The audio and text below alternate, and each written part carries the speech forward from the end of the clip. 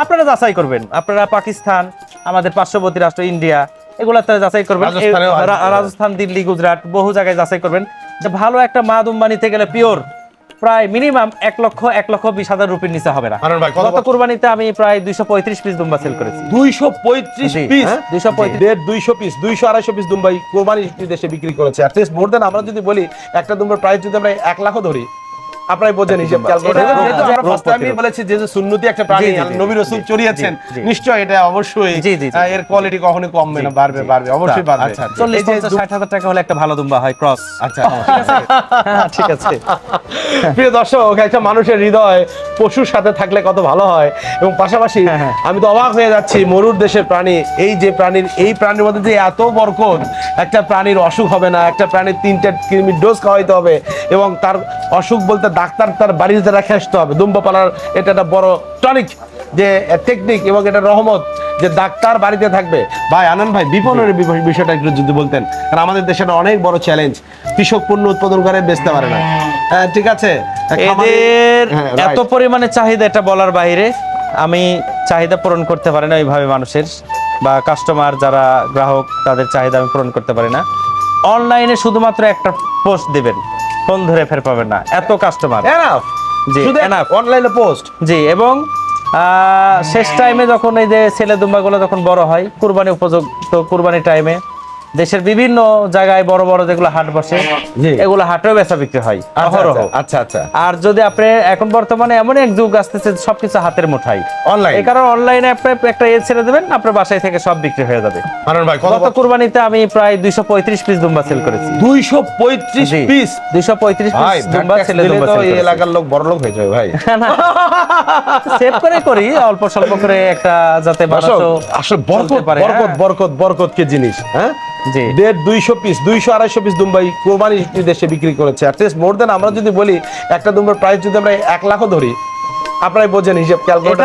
যে একদম আমার নিজস্ব খামারের দুম্বা সব তাও না, খামারের ছিল প্রায় 60-65 পিস ছিল নিজের খামারে। আর আপনার মাধ্যমে বিভিন্ন মাধ্যমে যেগুলো খামার করে দিচ্ছে সব থেকে কালেকশন করে তার মানে আপনার হাতে কয়টা খামার হয়েছে? আমার হাতে প্রায় বাংলাদেশে আমার হাতে টোটাল প্রায় 100-র কাছাকাছি খামার হয়ে গেছে ইন টোটাল সারা বাংলাদেশ মিলে। শুধু দুম্বার খামার? শুধু দুম্বার খামার 100 খামার। 100 প্লাস কত খামার, কত দুম্বা আছে? দুম্বার সংখ্যা মোটামুটি আস্তে আস্তে অনেক বিক্রি হচ্ছে। দুম্বা না বেশি আছে, 100 খামারে যদি আমরা 20টা করে ধরি তাতে বেশি। এমনও খামারে আছে 200-300 পিস দুম্বা হয়ে গেছে বর্তমানে। মাশাআল্লাহ মাশাআল্লাহ মাশাআল্লাহ। এমনও খামারে আছে, এরকম অবস্থা না। আপনার সারা বাংলাদেশের বহু জায়গায় তো, সিলেট, চট্টগ্রাম, ঢাকা, এদিকে নোয়াখালী, এইদিকে আপনার বরিশাল, এইদিকে খুলনা, সব জায়গাতেই খামার হয়ে গেছে ইনশাআল্লাহ, সব জায়গাতেই। মাশাআল্লাহ, বগুড়াতেও আছে, সব জায়গাতেই আছে, সব জায়গাতেই। ভাই এই যে এই মাংসের বিষয়টা একটু, তো আপনি অনেকদিন থেকে আছেন, এর মাংস কতটা আসলে কতটা পুষ্টিকর এর মাংস? না, এর মাংসটা অনেক ভালো।